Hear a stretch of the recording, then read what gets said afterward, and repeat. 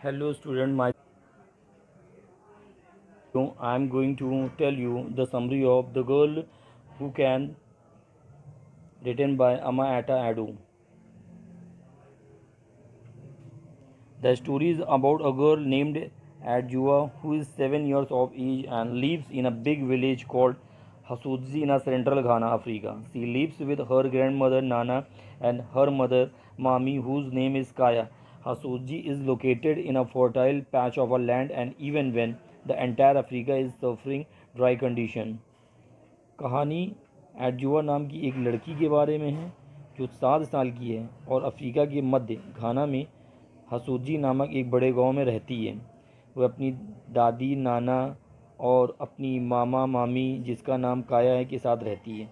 हसूजी भूमि के उपजाऊ हिस्से में स्थित है और पूरा अफ्रीका शुष्क परिस्थिति से जूझ रहा था, तब भी हसूजी हरा और उपजाऊ है।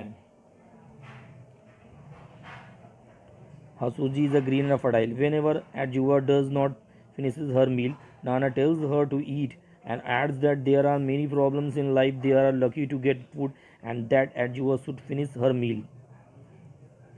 जब भी एडजुआ अपना भोजन पूरा नहीं करती तो नाना उसे खाने के लिए कहते और कहते कि जीवन में कई समस्याएं हैं, वे भोजन पाने के लिए भाग्यशाली है और एडजुआ को अपना भोजन पूरा करना चाहिए।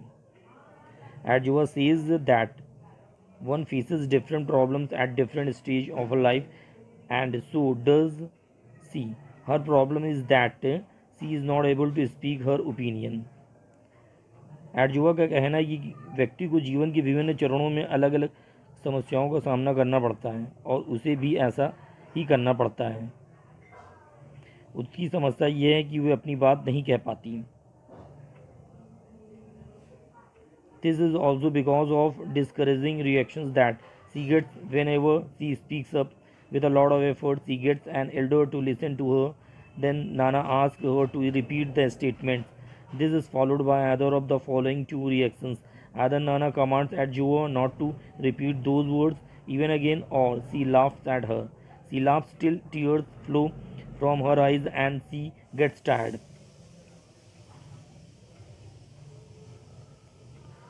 उनकी यह समस्या ये है कि वो अपनी बात नहीं कह पाती। इसका कारण ये भी है कि जब भी वो बोलती तो उसे हतोत्साहित करने वाली प्रतिक्रिया मिलती। काफ़ी कोशिशों के बाद उसे अपनी बात सुनने के लिए एक बुज़ुर्ग मिल जाता है। तब नाना उसे अपनी बात दोहराने के लिए कहती है। इसके बाद निम्नलिखित दो प्रक्रियाओं में से एक होती है, या तो नाना एडजुआ को उन शब्दों को दोबारा न दोहराने का आदेश देते हैं या वह उस पर हंसती हैं।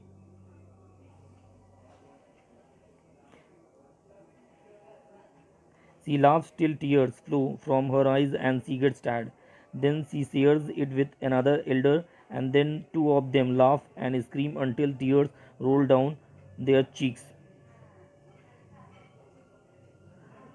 वह तब तक हंसती रहती जब तक उसकी आंखों से आंसू नहीं बहते और वह थक नहीं जाती। फिर वह दूसरे बुजुर्ग के साथ साझा करती और वे दोनों हंसते और चिल्लाते जब तक कि उसके गालों से आंसू नहीं बहने लगते। Sometimes this sequence goes of 4 or 5 times. कभी कभी ये क्रम 4 या 5 बार 5 बुजुर्गों तक चला जाता। Adjua gets confused about both these reactions and they discourage her from speaking her mind. Adjua इन दोनों प्रतिक्रियाओं को लेकर भ्रमित हो जाती और वे उसे अपने मन की बात कहने से हतोत्साहित करती। She likes Nana except for her complaining nature. शिकायती स्वभाव के अलावा वह नाना को पसंद करती है। Nana always complains that Adjoa has spindly legs which she thinks are not fleshy. The calf muscles are not strong enough to support solid hips which women requires to bear babies. एडजुआ की टांगें पतली और लंबी हैं, जिसके बारे में उसका मानना है कि वे मसल नहीं है, मतलब उसकी मसल्स नहीं है। पिंडली की मांसपेशियां ठोस कूलों को सहारा देने के लिए पर्याप्त मजबूत नहीं है। The calf muscles are not strong enough to support solid hips which women require to bear babies. Nana even taunts Mami for having married such a man who gave birth to girl with spindly legs. When mommy says that Adjua is better off than those who are born without limbs, Nana says that accidentally such events happen that mother nature brings deformed children on the earth, but if a female child is born with legs, then they should be of the right kinds. नाना ने मामी को ऐसे आदमी से शादी करने के लिए भी ताना मारा जिसने पतली व लंबी टांगों वाली लड़की को जन्म दिया। जब मामी कहती कि एडजुआ उन लोगों से बेहतर है जो बिना अंगों के पैदा होते हैं, तो वो कहती है कि संयोग से ऐसी घटनाएं होती है कि प्राकृतिक विकृत बच्चों को धरती पर लाती, लेकिन अगर कोई लड़की पैरों के साथ पैदा होती है तो उन्हें सही प्रकार का होना चाहिए।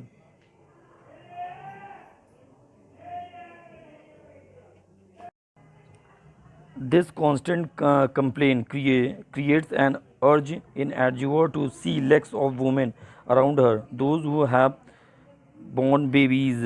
As the elder women wear long wrap around, it is not possible. So she plans to visit the river during the evening when the women bath there.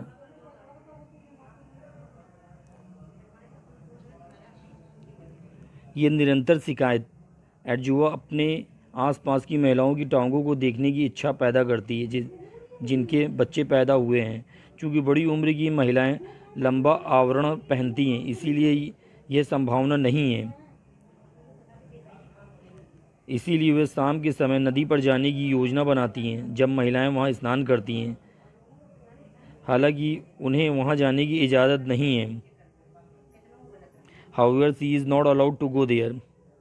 The elders only permit her to visit the shallow end of the river with girls who are her age. They would bath in the bathhouse that was just behind her hut.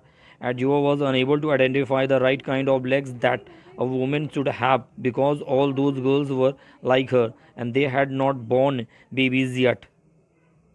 Additionally, she had also seen Nana and Mommy's legs, which were of the approved kind because they had born babies. Still, she was unsure if they were flashy enough as a Nana desired.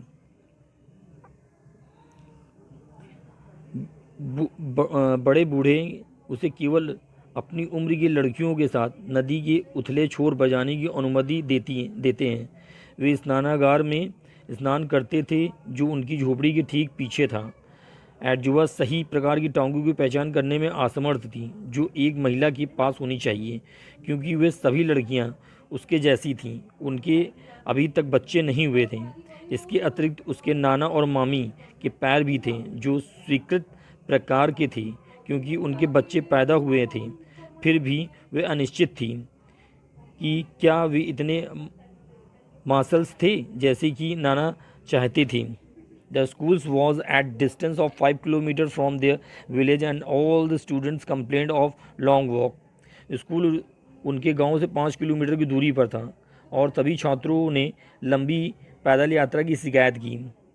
However, Adjua never felt so, for her school was a nice place.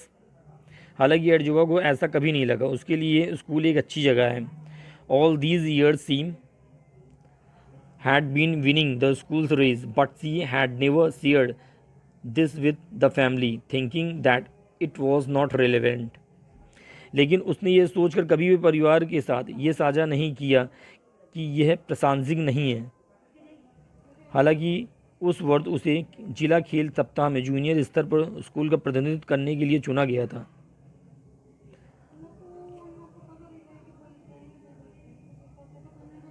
This news surprise Nana and मामी। इस news ने नाना और मामी को आश्चर्यचकित कर दिया। Nana herself washed and ironed Adjoa's school uniform. Nana स्वयं एडजुआ की यूनिफॉर्म को जो है प्रेस करते थे। Mami wanted to say something about Adjoa which Nana did not know, but seeing that Nana was elated choose not to speak.